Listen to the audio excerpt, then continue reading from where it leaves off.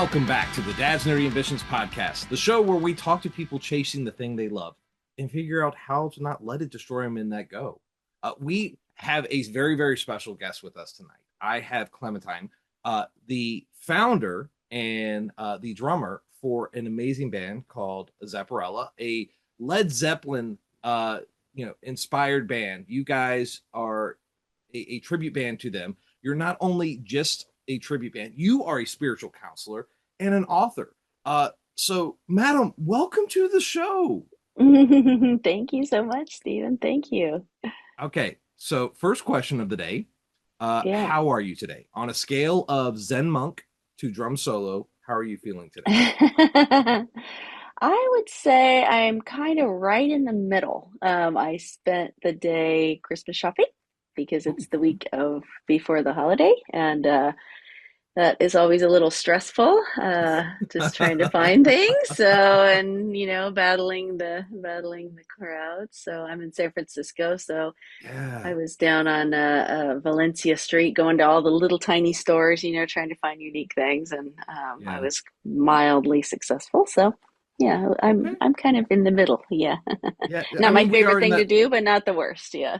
I get that. It's again, I'm over on the East Coast. I'm over in Connecticut. I'm over in the New England area. So it's a different area over here right now. Like it's getting really, really cold. And, I don't know how it is over in, San Francisco right now, but I'm sure it's a lot It's not nicer. as cold. It's not as cold, but I will say it has been really cold the last Yeah. couple weeks, which really cold in San Francisco is that it gets down into the 40s at night. And we're right on the water, so it's very wet. So it kind of gets in your bones, The wind It's not chill. that, Yeah. yeah, it's not that icy feeling, but it's that like damp, like you just can't warm up feeling. So we've kind of had that Oh. the last couple weeks. Yeah.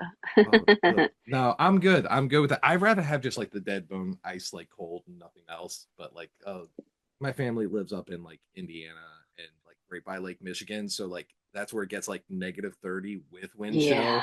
Oh, I yeah. Oh, it's horrible. I sent a video to a friend of mine of Chicago, like Lake Michigan, and it is just like slush. It's just ice, and I'm like, Ah. oh.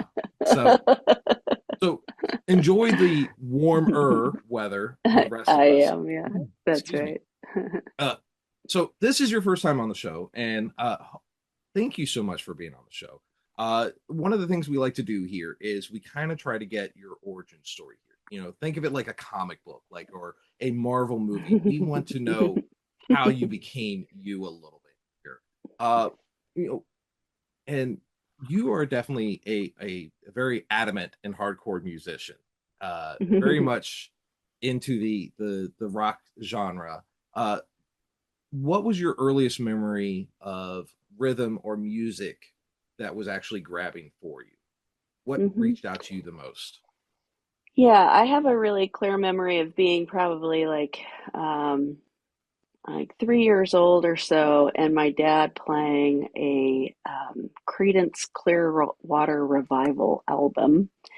Nice. And I remember it because I remember staring at the album cover and thinking that they were in a garage because there was a bicycle there and there was a bunch of stuff I didn't recognize. And I remember it on and me standing up and dancing like a 3-year-old, all crazy, and my dad stopping me and saying, "No, no, no, no, listen to the rhythm," and like kind of like dancing with me to kind of show me how to dance. So I have that might be one of my earliest like kind of musical memories. Although my both my parents are very big music lovers, so there was always music on, yeah, when I was growing up. So you Yeah. were destined for it, like this was in your blood from the beginning. Well, I didn't know that. I mean, I didn't start playing drums till I was in my 20s, so and I didn't consider myself a musician. I mean, I played the piano when I was a kid and was in band and choir and all that stuff. So I did get a musical education, but it was never the thing that I, saw myself doing. Me playing the drums ended up being Mhm. kind of a fluke in a way. So, Really? yeah, but when I started playing the drums, I realized how much the music that I love, the music that I grew up with, how much the rhythm was a big part of the things that really struck me. When you start listening, when you start playing an instrument, you start listening as a musician, um, and separating the instruments out and realizing like, oh yeah, that's why that's why kind of in my bones I play the way that I do, because of those early influences.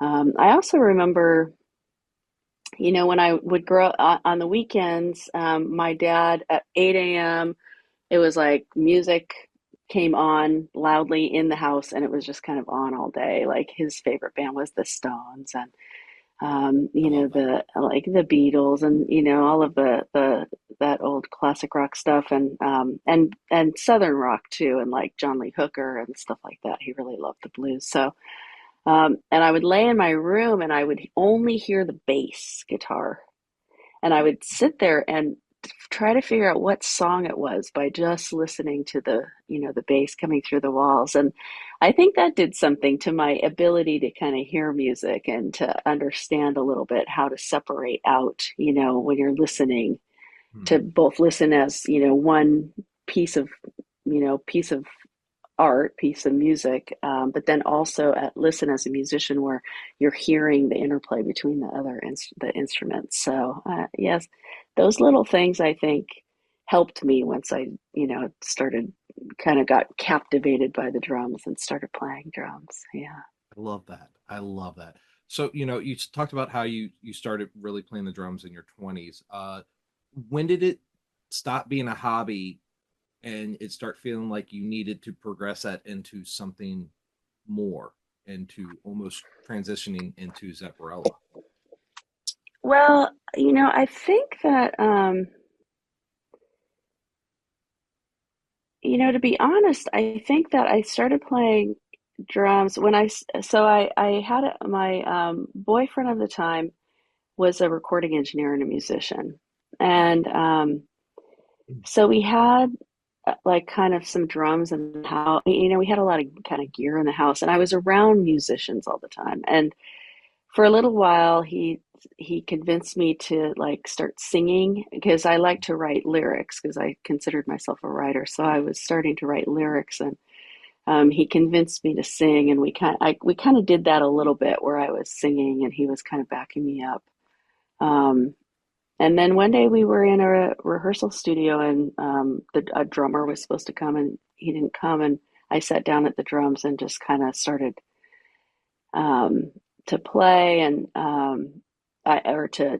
he said, "Well, do this and do this." I'd never sat down at a drum kit before, um, and he said, "You actually kind of have some facility for that." And so we went home, and he kind of set up a little, some pieces of equipment so I could kind of do that. And I started doing that, and that was when it was a little bit of a hobby, and that went on for maybe, I don't know, 4 or 5 months, where I would come home and just kind of, sit down and listen to the Stones or listen to, other music and play.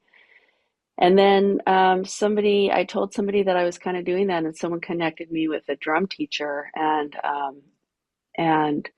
after my first lesson, I really kind of, he was wonderful. I loved talking to him and we just connected.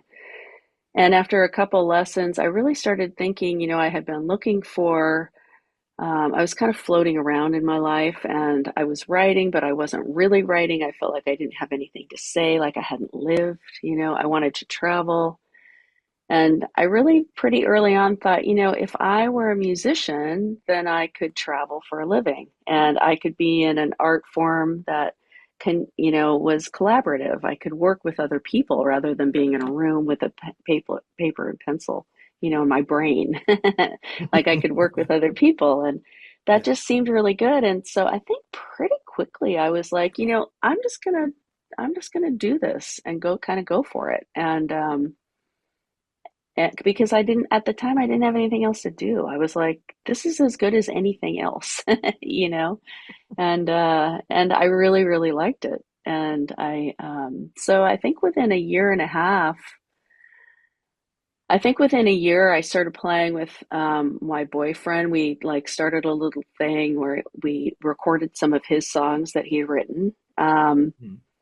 And then I thought, I'm just going to look and see if I can find a band to join, like some other band. And I joined a band, and it was like a kind of a pop punk band, singer-songwriter who I'm still friends with. And I played in that for about a year, and then I joined this other band, uh, and we lost the bass player and got another bass player, and that band ended up being the stoner rock band that I was in for 8 years, where I really toured around the United States, and really became the drummer that I am. We played almost every night, and that year, and really were dedicated to the road and to becoming a really like heavy hitting band, and that's really that's where I became the drummer that I am. I think is in that I, band. I love that. What was the emotions that you were going through? Because that is a coming into yourself experience right there. You are truly finding out who you are as a person and really understanding and evolving as a person. And you Hmm. get to experience all the different types of demographics of the United States. Hmm. What was that memory? What are those memories? What can you recall from that? What is that sensation? What were you thinking at the time? And how did it feel? Well, yeah, I mean, I have to say that up until that point, I think that I was always trying to figure out where my power lay. As a woman, you're just.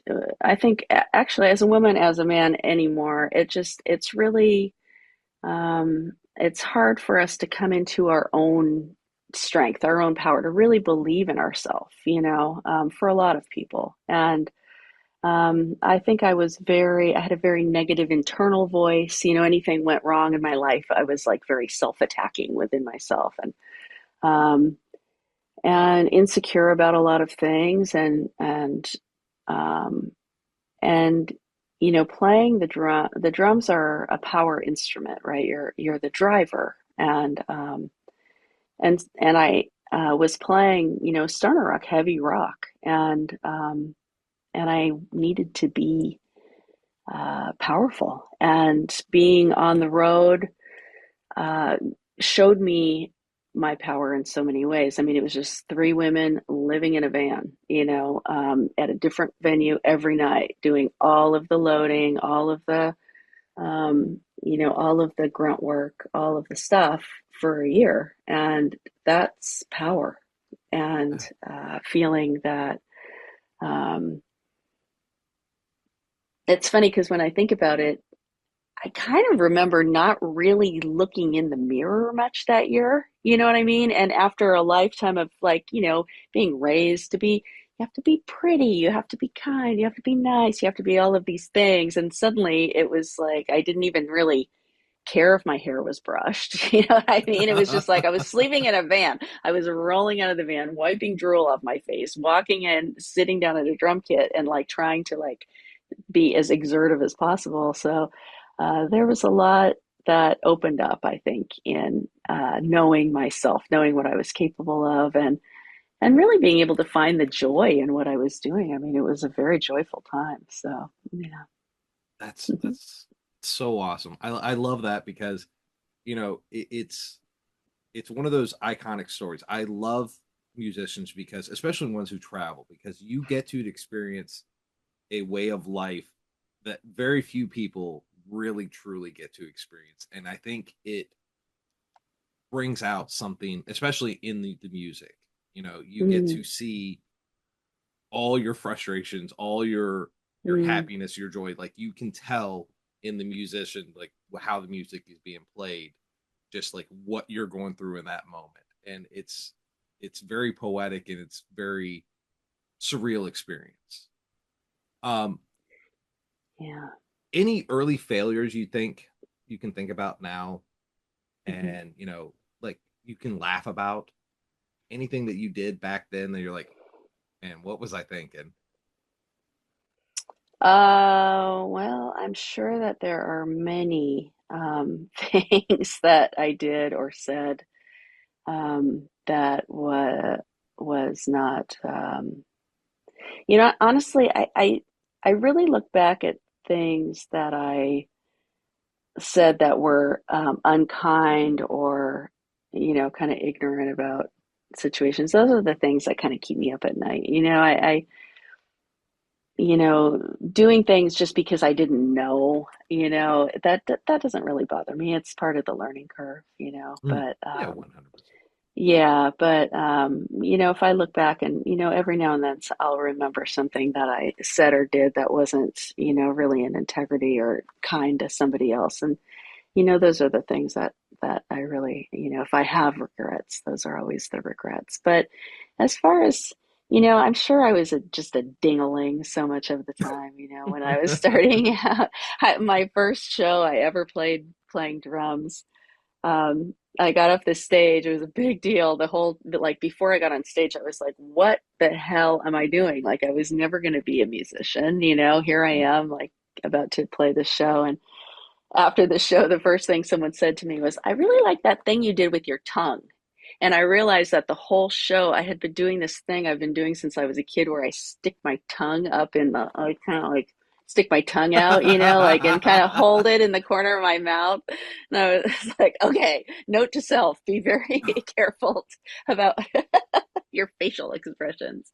But then I realized it doesn't matter. If you're sticking your tongue out and you're playing well, it doesn't matter, whatever you got to You're just getting into it just a little bit more. You know what? When I get in my video games, I'm just like that too. So you know what? That's Let's kind funny. of transition a little bit into Zepparella themselves, because Hmm. I really, excuse me, I really love this part because Led Zeppelin has it's one of the classic rock bands, and they have a lot of nerdy origins. These are guys that wrote whole in I don't know if you've ever played Dungeons and Dragons, but it's a story building game. It's very fantasy heavy, and it is about telling a story and collaborating with friends and rolling a bunch Hmm. of dice and making bad decisions. Led Zeppelin's albums are the exact same way. They have this whole story that they tell, and they are Tolkien fans. They are Norse. I mean, you know this. You are a tribute band. You know this stuff. But like, I love that they are just all about the Norse mythology, Celtic mythology. They are very much like historian nerds, and they are all about the fantasy. And Hmm. there is nothing better than that. And then making these albums and making these songs. The Emigrate song obviously is like one of the most famous one, especially now because of all the you know Thor movies and everything. It's they're a blast to listen to. Arguably here, what would you say? Let's start with this one here. What would you say is your favorite Zeppelin song? And it can't be Stairway to Heaven. It's not Surrey. I'll tell you that. Let's see. Well, that's kind of hard for me to really Okay. pinpoint because I fell deeply in love with Zeppelin when I was about 14 years old, Mm. and had sworn off television and was like, television is evil, and it just got obsessed with the radio, listening to the radio, and they Right. played Zeppelin A to Z one long weekend, and I recorded it all. Try to stay up and like record the whole thing. So I had these cassette tapes with Zeppelin on them. And I mean, I wore those out. I loved that music. It was like the music that where I was separating from my parents, and I was kind of, Mhm. becoming my own person. And that was my music. It was like a little too heavy for my dad. He didn't really like that. So it was like mine, right? Mhm. Um, and, when I was 14 years old and, had my first boyfriends and stuff, I really loved like the super romantic stuff, like the rain song and down by the seaside, and all of those are really like tinkly, pretty Zeppelin-y songs. And then, when the levee breaks is really, close to my heart because that one for Zepparella has been a very popular song. As far as YouTube, it really kind of put us on the map as far as, um, who we were. And that song, I mean, it's an amazing drum take. It's the drums on that. I think they're the second most sampled drums of any drums of all time. I mean, they're amazing. It's an amazing sounding um, drum song. Mhm. And it's a wonderful song. I mean, I really love it. I love playing it live. My singer on it is an incredible harmonica player. She learned the harmonica to play that song, and she really does it justice. So I I'm love very proud that. of that. Yeah, that's really neat. I really lately I've really been loving How Many More Times, which we now have a new video out that's on our new record, and I love playing that song live, even though there are tricky things that I mess up here and there. It's still, I like that. I'm still Mhm. pushing myself to be able to really deliver it every night, which is, it feels good after playing, in a band, playing somebody's music for 20 years. It's good when you feel like you're, kind of on the edge of messing up sometimes. You kind of look forward to the struggle a little bit. So, and there's a lot of power in that song, on the drums. It's killer groove, lots of really good drum fills, really, really fun to play. I love playing Dazed and Confused too, because there's Yes. the, yeah, there's this one moment in the song, like there's that big drum fill that comes up in the middle, which is like a crossover drum fill. It's real flashy, and then what happens is everything we've been going through this crazy guitar solo, everything's moving really fast going forward. And then it's kind of like everything stops in midair and we come back in time to the verse, boom, boom, boom, boom. It's just like there's just this moment where everything kind of suspends in time. It's one of those magical musical moments. And that's one of my favorite moments of my whole, set. So I really love that. So yeah, those are some of the ones I love. But I would say I'll tell you some of the ones I don't like. Okay. I don't. Yeah, that's Yeah, fun. I really. Yeah, I really don't like. I think they pronounce it Jamaica, but it looks like Dire Maker, right? And Okay. yeah, that song, and I know that Bonham didn't like that song either. They didn't really ever play that live because he didn't like that song, and I don't like that song. And I know exactly why he doesn't like that song. I think it's a dumb song, but people always ask for it, and I'm always like, I don't want to play that song. Yeah, so that's probably my least favorite song. Okay. And I will say that I mean, the first song I probably fell in love with Zeppelin was Stairway to Heaven, but I think Hmm. I feel like maybe I overdid it on that song, and now I don't. It doesn't really move me the way that it once did. So we I don't get we don't that. play that song. We kind of left Stairway out of our set just because we're like, let's just leave one thing sacred and I let respect them that. let them have that. Yeah, I yeah. like that. Uh, thank you for not saying like Black Dog or Kashmir were not your favorite songs. Like No, no, those are like good. I'm I'm not a huge Zeppelin fan. I am a Zeppelin fan, but like there Hmm. are certain songs that like those are like Dazed and Confused. My God, that is an awesome song too. I was like, It's as awesome. soon as you said that, I got excited. I was like, that is Yeah, such a juicy song. yeah. So kind of coercing from that on our little tangent here, how did Zepparella enter your life? You went from being a musician with a drummer in another band, and you founded this band. How did that happen? What was the whole process? Yeah, so uh, Bottom was together for 8 years, and we uh, the touring kind of were slowing down, and it was kind of feeling like the band was ending um, in particular ways. And I had joined a band, an AC/DC band, Mm. when I settled in San Francisco. I joined an AC/DC band to do when I was home. because at that point we were on the road about 6 months of the year, and I was like, I want, something else to do while I'm home. So I started playing in this AC/DC band. My guitarist, Gretchen Menn, joined that band, and we played together in that band for a couple of years. And then um, both of us were talking one night and saying that we wanted to play more often. And I told her that I had had an idea for my original band to do like a short set of Zeppelin. And I had kind of charted out like these are the songs I think that I could do, and we could like do some Zeppelin songs and just, to be able to make a little bit more money and do something different. And but they didn't go for it. And so I asked Gretchen if she wanted to do Zeppelin. She said, "Can I audition?" And I said, "Yeah, just no, you're in."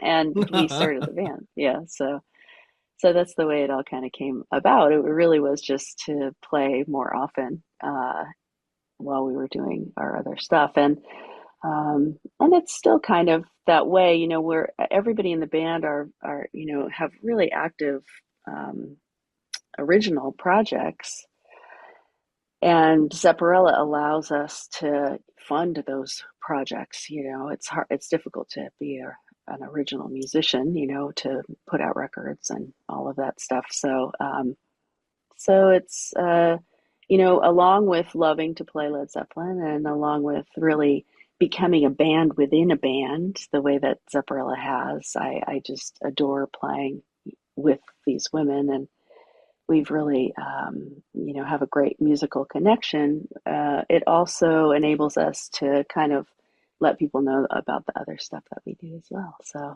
I it's love great. that. That's even better of an origin story than I was imagining, because this is Mm. a band that was created out of love for music and out of just wanting to do the things that you're very passionate about and being able to do that while also doing more stuff. I freaking I dude, that's awesome. I like that. Uh all right, so Bohm's playing style has been described as simple but impossible. What is something that people typically get wrong when they're playing his style? One thing I love about watching people play John Bonham's parts Bonhams. is I'm that, so sorry. what did you say? I I didn't said hear what you said. Bohem. I said Oh, Bohem on Bowman. Oh, accident. that's okay. That's okay. Everybody knew what you meant. Yeah, they're um, like, oh, him. yeah. The thing I love about watching people play Led Zeppelin's music and watching them play drums is that everybody who plays um, John Bonham's parts has a particular interpretation, right? Some people Mhm. really focus on the very the very technical aspect of it, right? He's got some really great chops, right? He's got some technical skills that are really amazing, and some people really focus on that. Some people really focus on the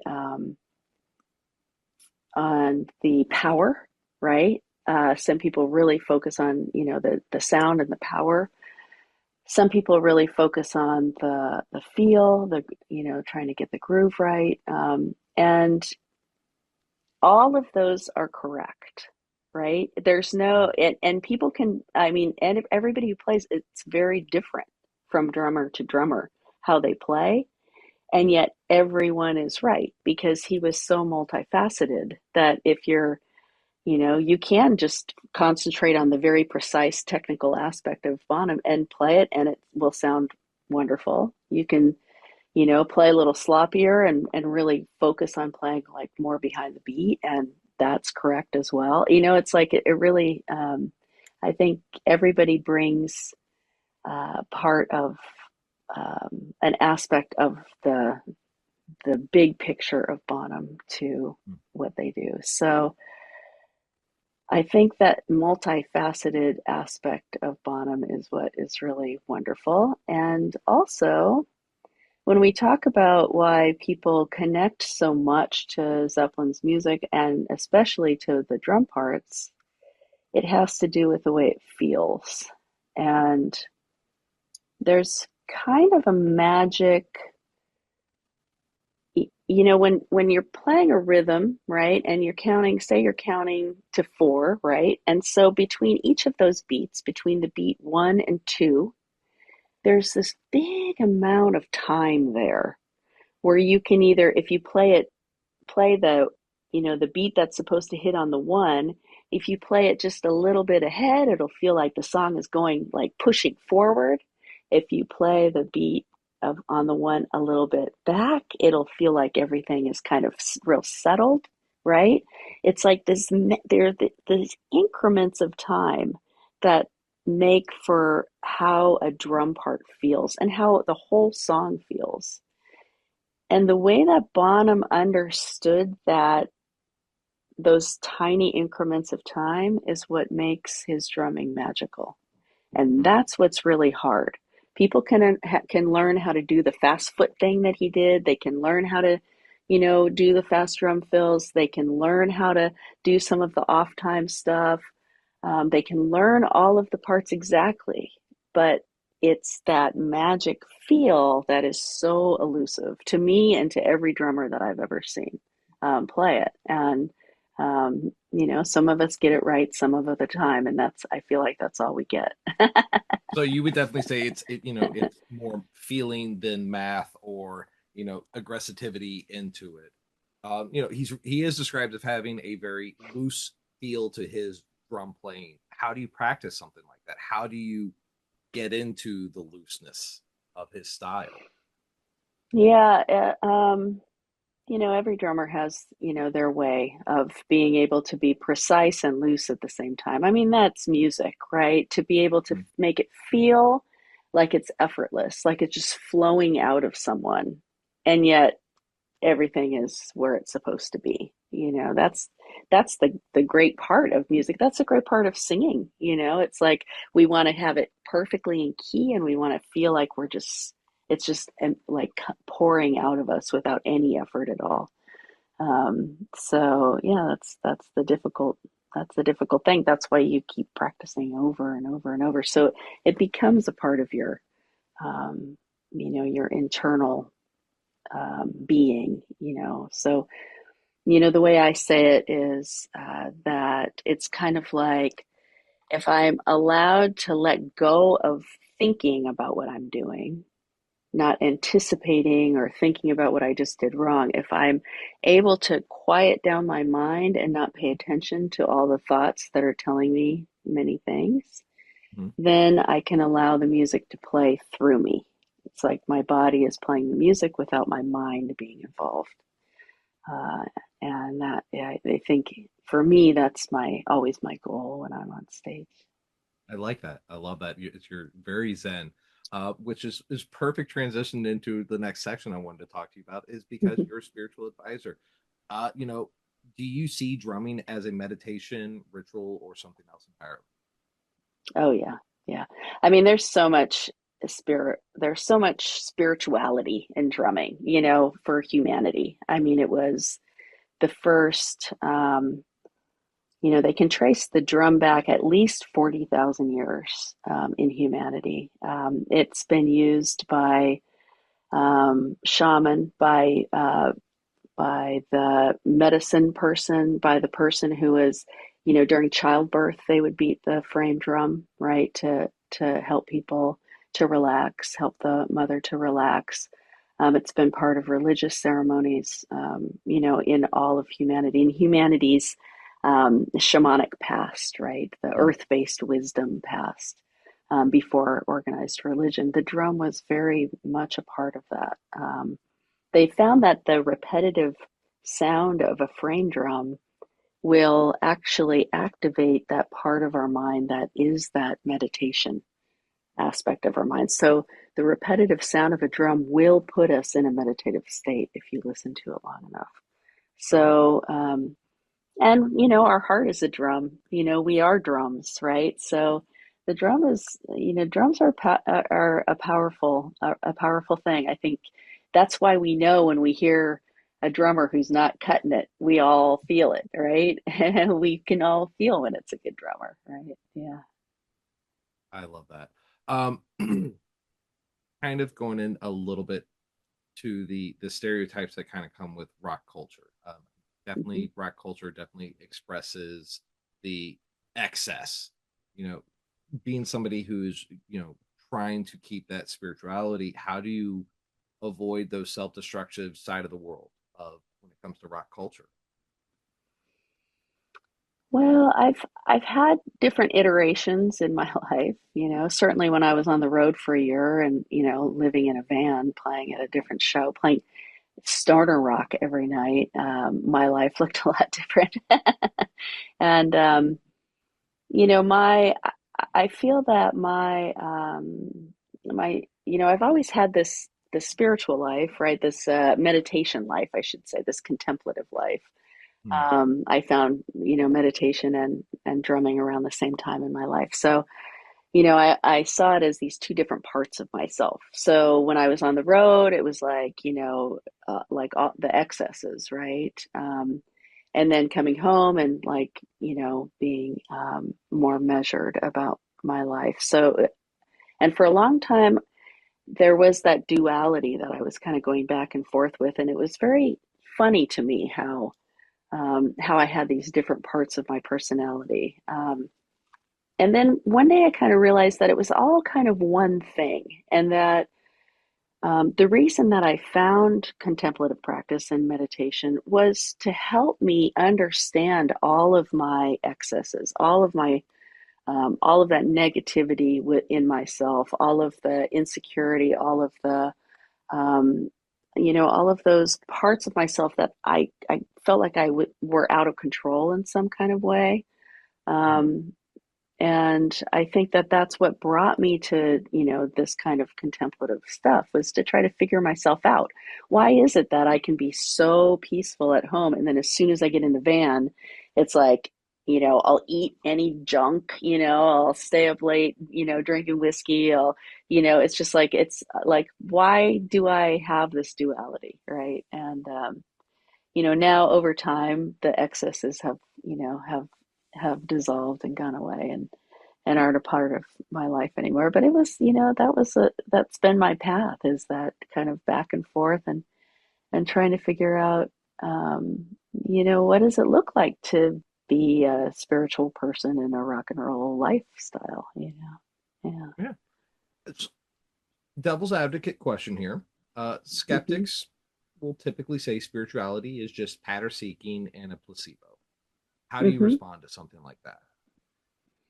I think that that's fine to believe that. I mean, I think that you know, I've gone definitely in my life into places where I was very materialist, and, you know, didn't, you know, just figured, you know, dust to dust. And then when I really looked at my, like really looked deeper, I realized that there were some things that I just felt that I believed since the time I was a child, you know, um, and that by believing that that wasn't a part of my life, I was cutting something really vital off in myself. And that in exploring you know, that side of our existence, it's brought me a kind of compassion for other people, where my heart, I feel so much more open hearted.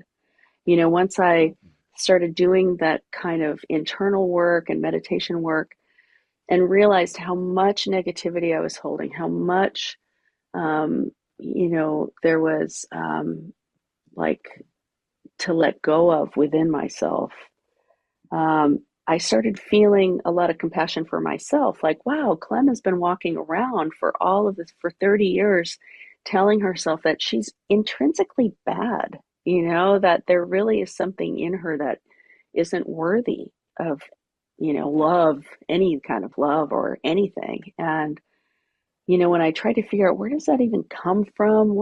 Whose voice is that? All of that stuff, I started to gain this compassion for myself, like, oh man, like, what a bummer to walk around like that, you know, and not really be living. And when that compassion came for myself, I remember this day I was sitting in the car and I was watching people walking to work, and I suddenly, it was just like I could see in everybody's faces all of that sorrow, that people carry within themselves. And I just, so I think if if that, like, if me believing in things that are a placebo or whatever, if in believing that what happened was I gained more empathy, compassion, and the real desire to be of service in the world, then okay. I love that. That's all right. No, I know, I because it's it's it's a confidence you're letting off. Number one, two, Mm, without it sounding super cliche, it sounds like you found inner peace, which is mm, something that like a lot of people, everybody wants. mm, You want the voices to just calm down and mellow, and to be able to say that you discovered the best way for you yourself personally and maybe others.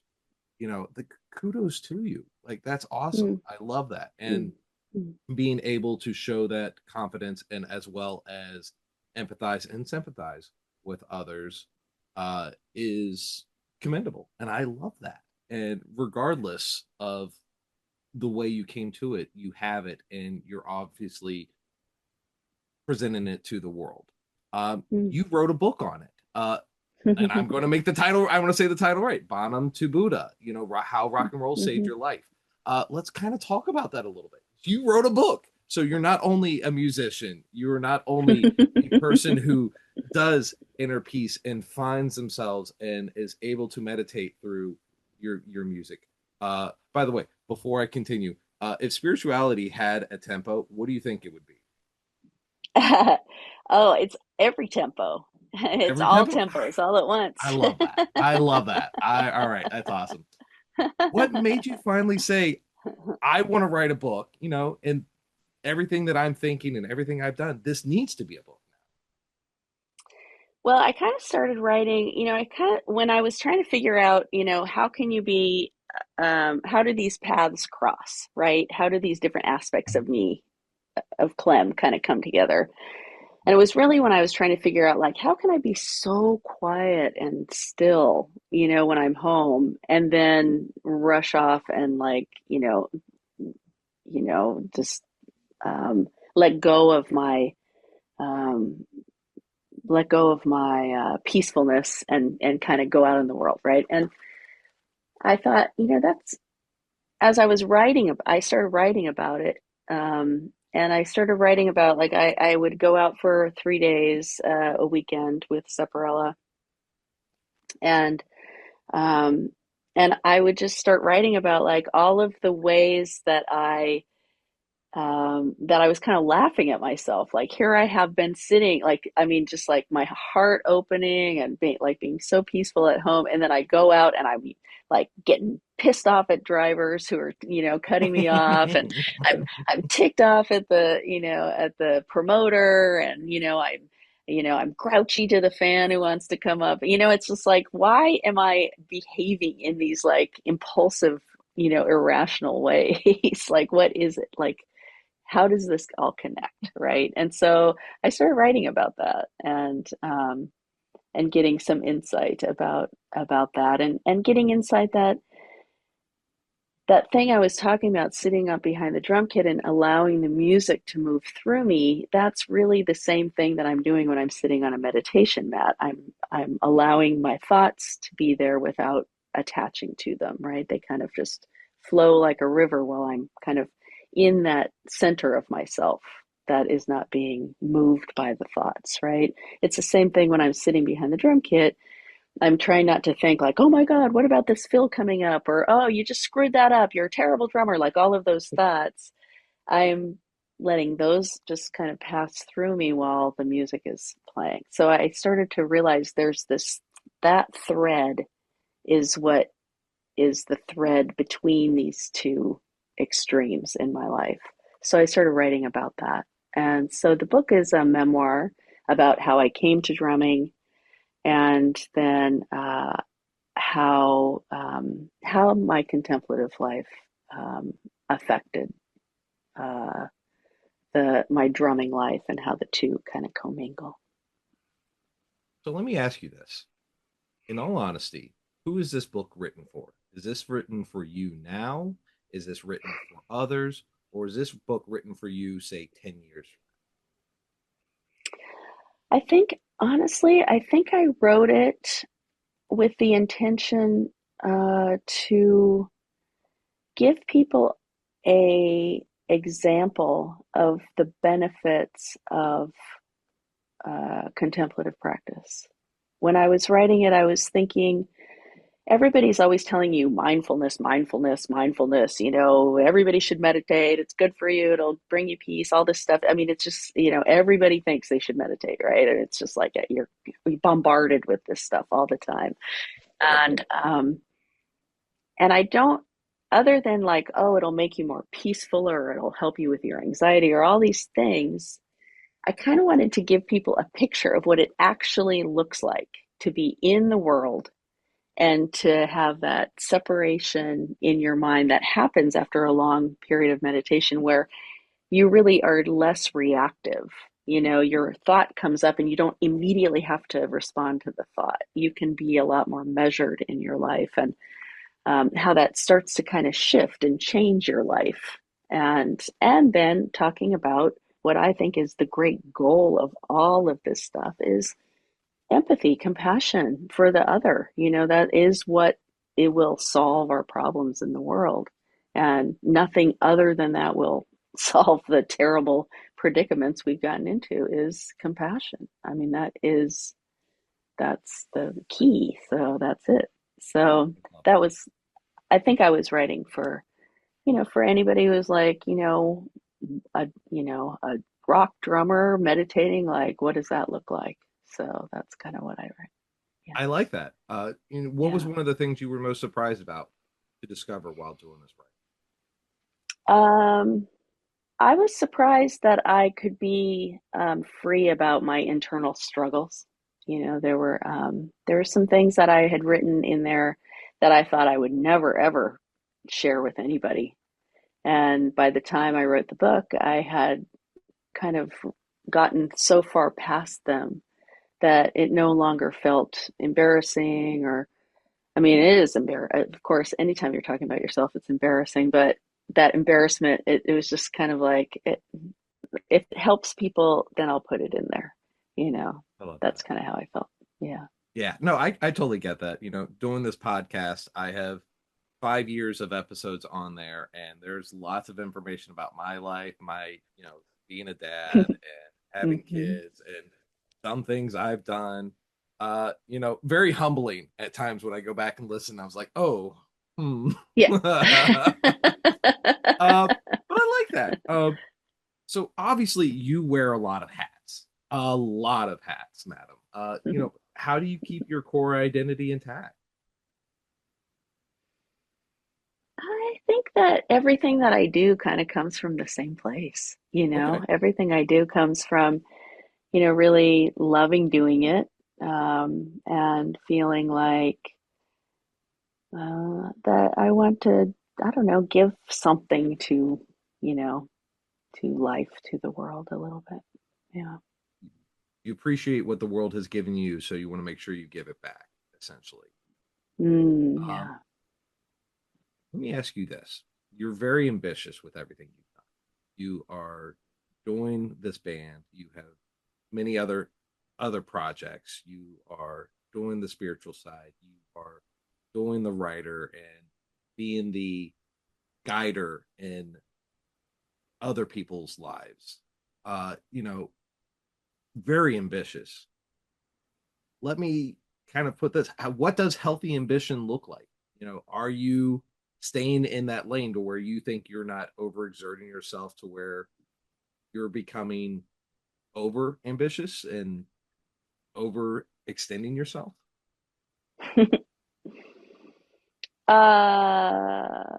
I'm laughing a little bit because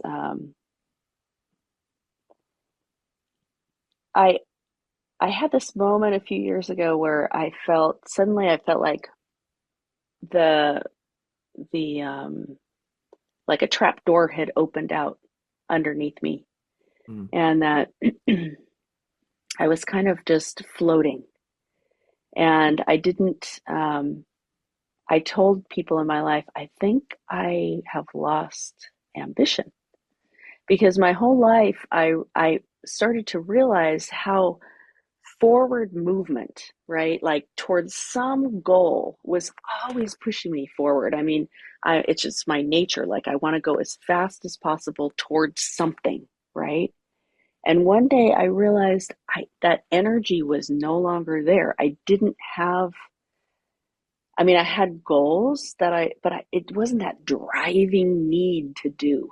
And I talked to a teacher of mine, a spiritual teacher of mine, and they said, it's not that you've lost ambition, it's that you've just removed the goalposts. And that I realized that what was driving me now was just pure enthusiasm. It had no, I have no desire for, um, I mean, if I was really working towards, renown or fame or money or any of those things, I would be doing things a lot differently than I do, right? I would not be making the music that I make, which feels like pure self-expression. And those songs, I love the songs that I write. I love the songs that I sing and create, and they're very not. They don't sound like anybody. It's like it's not.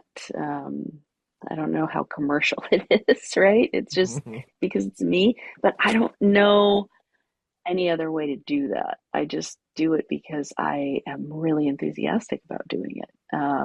So that's kind of, I think that's a different energy than ambition is enthusiasm. I think you let go of,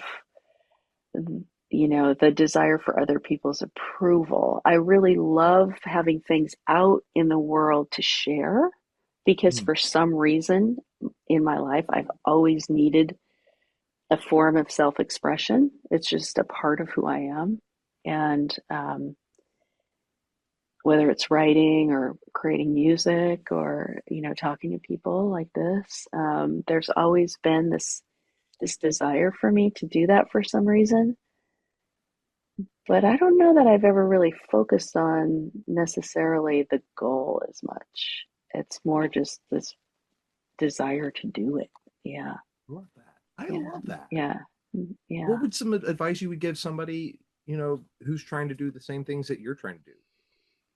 How do they Just balance that creativity with real world responsibilities?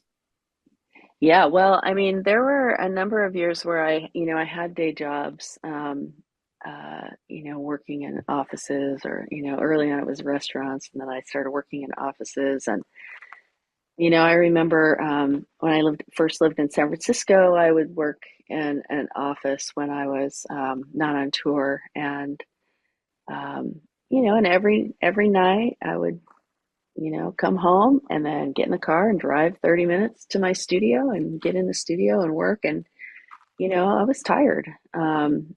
But, but I found a way to work. Like every night I would get to the studio, and if I didn't feel creative, I would do things like, just lay down a drum part or just organize my files if I just had no brain power for anything creative whatsoever. So that next time I came in, things were set up so that I could just, you know, write lyrics or sing a song. So I got into this work ethic thing where it was like I can't just do a day job and go home and go to sleep because I'm a creative person. So I need to I need to work. So I worked really hard that way.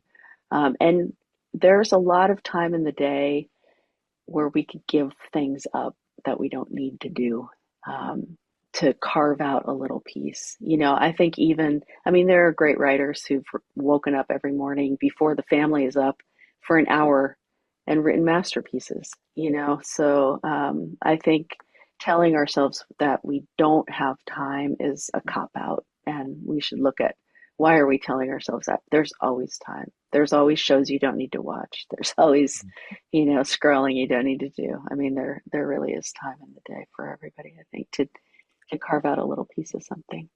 I love that how you're describing setting up your studio after work. One of the things they really, because I was in the Navy for 10 years, and one of the things that was really, really, I don't want to say it was beat into us, but it was very much enforced was always make your bed because no Mm, matter how hard your day was, you can come back to a made bed. And there's nothing better than having a made bed. And it's something I've kept going. Legitimately, even to this day, I will get up and as soon as I get up, I don't want to make my bed. I hate making my bed. But when I mhm. come home and I'm done, I have had a rough day, there's my bed and I can just flop down in it. And you have done that on the creative side, on the artistic side. And I think that's freaking amazing. I like as soon as you said that, I was like, she made the bed. She made the bed. I love That's that. right. I love that. Yeah, that's great. Yeah, um, definitely. I think, yeah, I think it's really important to approach, we think creativity and it's like, ooh, all woo woo and like it just flows out of us. No, it's like 98% work. Like you sit down and you sweat it out, Yeah. all right, hard question for you here.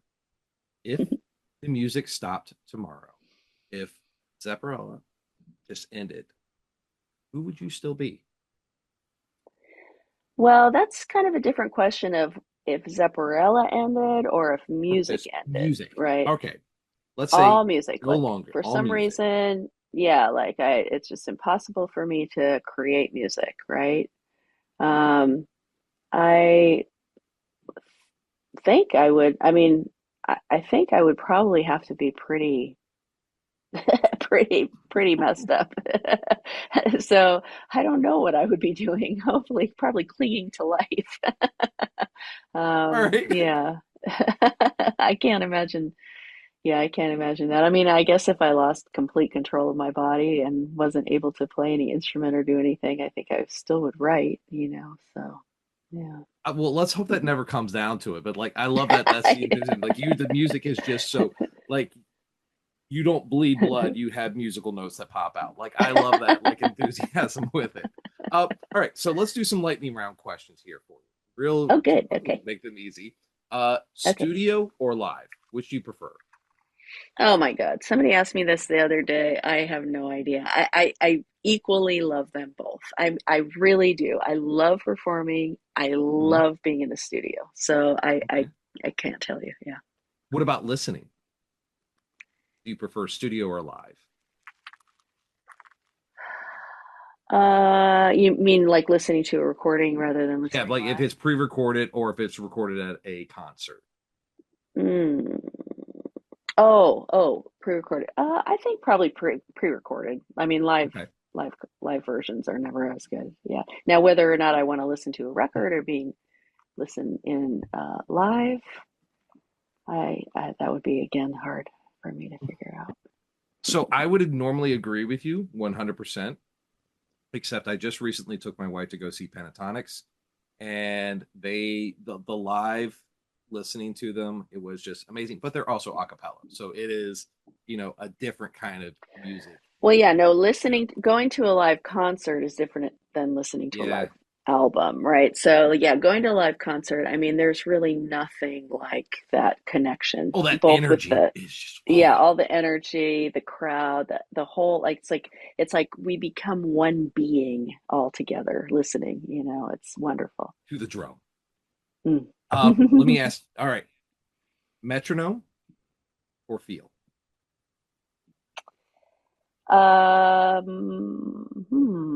Well, I mean, of course, I love, a Stone song that speeds up, by the end. I mean, that's magic, right?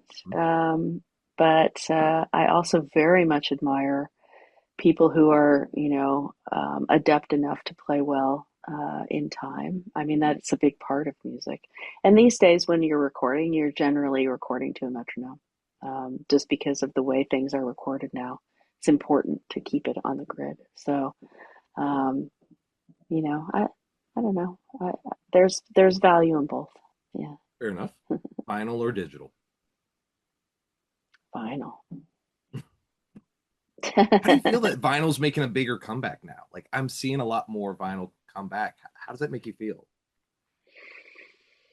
Yeah, well, I live. My husband is a vinyl aficionado. He has the Okay. most remarkable music collection on vinyl. So we listen to vinyl every night. So Do I'm you? partial to it. Yeah, I we love listen to it that. while we're making dinner. Yeah, Oh, yeah, that's awesome. All right. yeah. A question I have to know. This is a personal one for me. Is the pre-show Hmm. ritual, is that real or is that a myth? No, it's true. It's It's true? true, and yeah, it's true, and it's secret. Nobody knows Okay. what it is. We've Okay. developed it. It's always changing and morphing, and it's magic. Yeah, magic Love that. pre-show ritual. Everybody's got to get out of the room. One song everyone should listen to or should hear alone with headphones. Oh, oh gosh. Oh my gosh, there's so many. Um,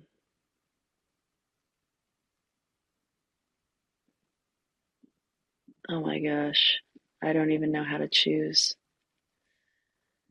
One song everybody should hear. Honestly, you know what song I just love is Across the Universe. I love the Bowie, the one with Bowie and Lennon one, and I love Mhm. the Beatles one. I mean, I love that song, and I love both of those recordings. Those are really magical. I mean, Pink Floyd, Dark Side of the Moon. I mean, on headphones, that's an amazing album. Um, and yeah, I'm thinking of like all of the albums that I love are like moving through my mind. It's hard for me to I was choose. struggling with Yeah. this one too because like Rolling Stones, you can't always get what you want. The Wall Part Four definitely is like an iconic piece. Um, Smoke on the Water is another amazing one. Satisfaction, Queen, David Bowie, Queen, oh Toto, my God. David Kansas, Bowie, oh gosh. Chicago. Yeah, Like yeah. I there's know. there's a lot out There's there, so and much. there's So much so good much. music. Yeah, I there's so love much. Yeah, I know. So much magic on albums. You know, the wonderful that. thing about a recording is it's a moment in time, you know, and I love the recordings where you can really hear, like, I can never get over that first Aerosmith album. That that album, it's like you just hear the like excitement of them. Like you hear them in the studio. You just hear like how alive they are in that moment. And I love that album too. Yeah. I respect that. I love me some old school Aerosmith, not the newer stuff. Hmm. Like Hmm. I just like my Green Day. I love old school like Dookie and albums like that. Hmm. But I digress. Uh, we could keep going on this tangent of amazing music out there, and you know, uh, Madam Clementine, thank you so much for being on the show tonight. It has been an absolute blast. Where can the good people out in Nerd Nation find you? Nerd Nation. Everything that I do is at clemthegreat.com. So if you go there, it's got, yeah, every aspect of me is there. And Zepparella is spelled Zepparella. And yeah, our YouTube channel. We have lessons on our YouTube channel as well. We did this Man, to thing we say called, something about that. Oh, yeah, yeah, where we take a song and then we each teach our instrument, you know, for that song. We call it the Zepparella Learning Channel. So we did that a while ago. So that's kind of fun. We just came out with a vinyl album this year. I mean, it's on, you can download it as well. And it's got beautiful artwork. And yeah, so that beautiful. It really is is. out. Yeah, and videos are coming out for that. So, yeah. I love that. Dude, also the album cover is absolutely nerdy delicious. It really Isn't it truly is. amazing? Oh It my is gosh, it's so so amazing. beautiful. Yeah, You guys yeah. did like the artist you guys have for that. It is just like chef's kiss. It Mm, embodies Led Zeppelin and like it's beautiful. It is truly a piece of work. Uh, thank you. and yes, and I'm so glad you said something about the teaching. I saw that earlier too, and I was like, oh, I got to talk about that. So thank you for Yeah, catching yeah, yeah. that. So let's go ahead and let's wrap this up on our side. As always, please like, subscribe, and follow us wherever you're listening to podcasts. And if you are listening to us on Apple or Spotify, please remember to rate and review. love them, we need them, we crave them. We're also on Instagram and Facebook, so please remember to like and follow us at DNA Pod or on our webpage, www.nerddnapod.com. I'm your host, Steve Pugh, and I have been joined by the artistic guru, the inner peace seeking, and the author connoisseur, Clementine Moss of Zepparella. Ladies and gentlemen, thank you so much for listening. Madam, thank you so much again for being on the show. This truly was a pleasure, and I would absolutely love to do it again. We could absolutely nerd out with and talk more. Thank you so much, Steve. It was just such a delight. Thank you. Thank you, and good night.